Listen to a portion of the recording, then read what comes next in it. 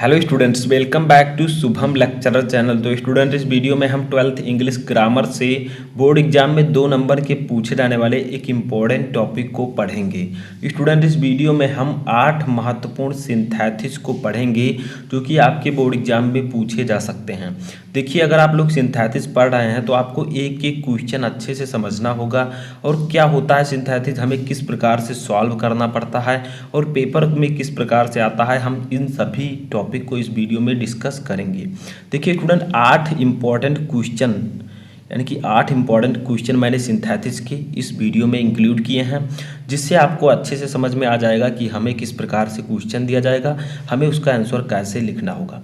Synthesis का मतलब होता है 2 या 2 से अधिक सेंटेंसेस को आपस में जोड़ना, लेकिन उसका अर्थ नहीं बदलना चाहिए। ठीक है, आगे आपकी ब्रैकेट में दिया रहेगा, मान लीजिए सेंटेंस है, एक सेंटेंस यहाँ पर समाप्त होता है, एक सेंटेंस यहाँ पर, 2 सेंटेंस है हमारे पास। ठीक है, इन दोनों सेंटेंस को आपस में जोड़कर कंपाउंड सेंटेंस में कन्वर्ट करना है। ठीक है, तो जो ब्रैकेट में दिया रहेगा उसी में हमें बनाना है सेंटेंस को और सेंटेंस को जो है जोड़ देना है। जैसे देखिए, यहाँ पर दिया गया है आपका, Ramesh was late, he missed the train, यानी कि रमेश देर से था, ही मिस्ड द ट्रेन, उसने ट्रेन मिस कर दिया।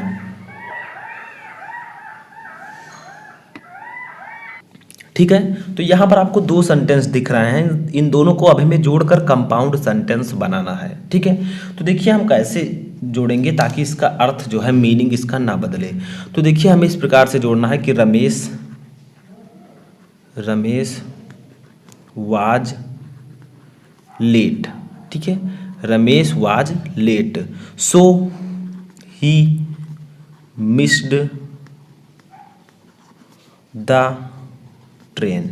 ठीक है, तो देखिए हमने क्या किया है, बीच में सो लगा दिया है। सो जो है, सो का यूज हम कंपाउंड सेंटेंस में सो का यूज करते हैं। ठीक है, और भी हम अदरवाइज ये सब आपको कंपाउंड सेंटेंस में देखने को मिलेगा। तो देखिए हमने क्या किया, इन दोनों सेंटेंस को जोड़ दिया। ठीक है, Ramesh was late so he missed the train. अब इसका अर्थ देखें तो रमेश देर से था इसलिए उसने ट्रेन मिस कर दिया। ठीक है, या फिर उसकी ट्रेन छूट गई। ठीक है, तो देखिए सो का मतलब होगा इसलिए। तो देखिए हमने इस सेंटेंस, दोनों सेंटेंस को आपस में जोड़कर कंपाउंड सेंटेंस बना दिया है। ठीक है, इसी को हम कहते हैं सिंथेसिस, 2 या 2 से अधिक सेंटेंसेस को जोड़कर एक सेंटेंस में कन्वर्ट करना। ठीक है, उसका मीनिंग भी नहीं बदला। सेकंड देखिए, अभी आपको समझ में आ जाएगा। जैसे देखिए यहाँ पर he invited her to party, she did not come, यानी कि उसने उसे पार्टी में आमंत्रित किया, सी डिड नॉट कम, वह नहीं आई। ठीक है, तो देखिए इसे भी आपको कंपाउंड सेंटेंस में कन्वर्ट करना है। तो सिंपल है, ही इनवाइटेड हर टू पार्टी। ठीक है, टू पार्टी, यहाँ पर द कर दीजिएगा, यहाँ पर ऊपर भी द, नीचे भी द। ठीक है, तो he invited her to the party. ठीक है, बट, अब हम यहाँ पर बट का यूज कर देंगे क्योंकि बट, सो, अदरवाइज ये सब जो हैं आपके कंपाउंड सेंटेंस में यूज किए जाते हैं। ठीक है, जब आप पढ़ेंगे तो आपको पता चल जाएगा। तो he invited her to the party but she did not come. ठीक है, यानी कि सिंपली समझिए क्या है, उसने उसे पार्टी में आमंत्रित किया लेकिन वह नहीं आई। ठीक है, देखिए सेम वही भी ऊपर लिखा था कि उसने उसे पार्टी में आमंत्रित किया, ये एक सेंटेंस था, वह नहीं आई ये दूसरा सेंटेंस था। ठीक है, हमने जोड़कर इसे एक सेंटेंस में कन्वर्ट कर दिया है। हमने जोड़ा किससे, हमने जोड़ा है बट से, इन दोनों सेंटेंस को हमने बट से जोड़ दिया है। ठीक है, तो ये आपका कंपाउंड सेंटेंस में कन्वर्ट हो जाएगा। जैसे सेकंड थर्ड देखिए क्या है, ये भी आपका कंपाउंड है। 3 सेंटेंस मैं कंपाउंड का बताऊंगा, उसके बाद कॉम्प्लेक्स, जो कॉम्प्लेक्स सेंटेंस आपका होता है। ठीक है, तो देखिए तीसरा है, walk quickly you will miss the train. ठीक है, यानी कि तेजी से चलो, you will miss the train, तुम ट्रेन को मिस कर दोगे या फिर तुम्हारी ट्रेन छूट जाएगी। ठीक है, तो इसको आपको कन्वर्ट करना है कंपाउंड सेंटेंस में। ठीक है, तो इसके लिए भी हम कुछ यूज कर देंगे, बीच में लगा देंगे, जैसे वॉक क्विकली। ठीक है, अब यहाँ पर हम यूज कर देंगे अदरवाइज। अदरवाइज का मतलब होता है अन्यथा। तो ये सब जो मैंने आपको अभी बताया था कि बट, अदरवाइज और ये सो, ये सब आपके कंपाउंड सेंटेंस में यूज होते हैं।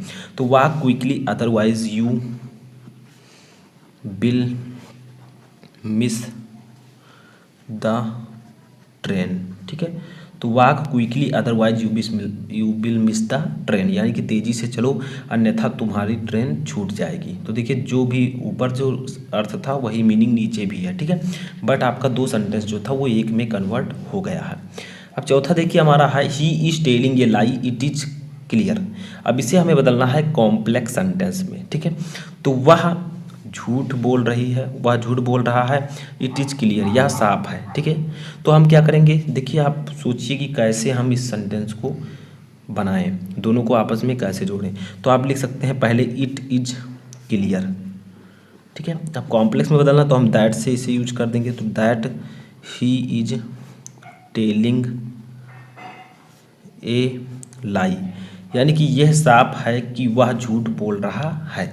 वही ऊपर भी था कि वह झूठ बोल रहा है, ये क्लियर है या ये साफ है, ठीक है।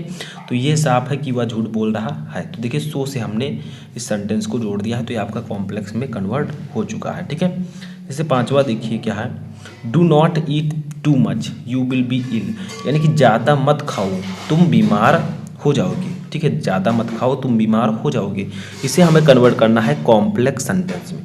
तो देखिए हमें कॉम्प्लेक्स में बदलना है, अगर मान लीजिए किसी दूसरे कंपाउंड में बदलना होता तो हम अदरवाइज लगा देते, ठीक है, ज़्यादा मत खाओ अन्यथा तुम बीमार हो जाओगे। तो यहाँ पर हम यूज करेंगे इफ़, पहले इफ़ यूज करेंगे, ठीक है। इफ़ ये सब आपको कॉम्प्लेक्स सेंटेंस में मिलेगा।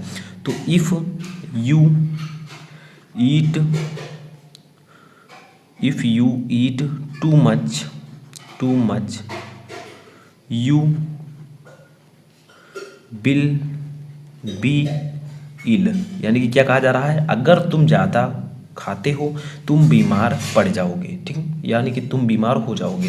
तो देखिए अगर तुम ज़्यादा खाते हो तुम बीमार हो जाओगे, वही चीज़ ऊपर भी कहा गया था कि ज़्यादा मत खाओ तुम बीमार हो जाओगे, और वही नीचे भी कहा गया है अगर तुम ज़्यादा खाते हो तुम बीमार हो जाओगे, ठीक है। तो इफ़ से मैंने इस सेंटेंस को जोड़ दिया है। इफ़ के साथ जो सेंटेंस रहेगा वो प्रेजेंट इंडेफिनिट होगा और जो बाद में रहेगा वो फ्यूचर इंडेफिनिट, ठीक है, समझ में आया। तो ये तो देखिए हमारा छठवां इंपॉर्टेंट सिंथेसिस है, ये टाइगर वाज हंग्री। देखिए यहाँ पर 3 सेंटेंस आ चुके हैं, ठीक है। ये टाइगर वाज हंग्री यानी कि एक चीता भूखा था, ही किल्ड ये बुलक, उसने एक बैल को मार दिया, ठीक है।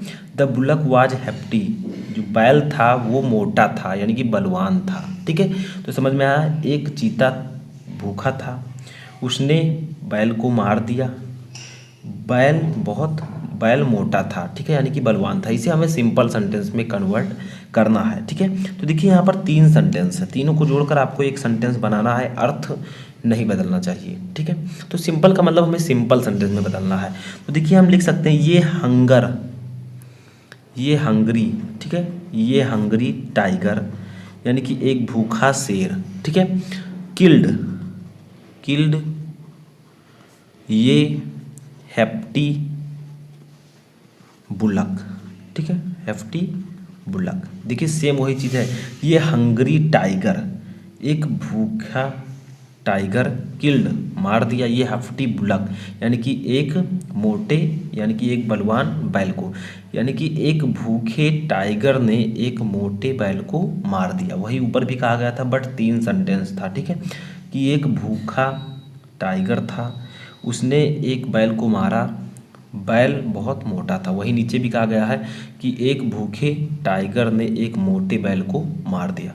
सभी जो उसकी विशेषताएं थी उसको भी प्रदर्शित किया गया है, यानी कि ये फेम वही चीज़ बता रहा है जो ऊपर वाला सेंटेंस बता रहा था, लेकिन फर्क इतना है कि 3 सेंटेंस ऊपर था, नीचे हमने उसे एक में कन्वर्ट कर दिया है, ठीक है।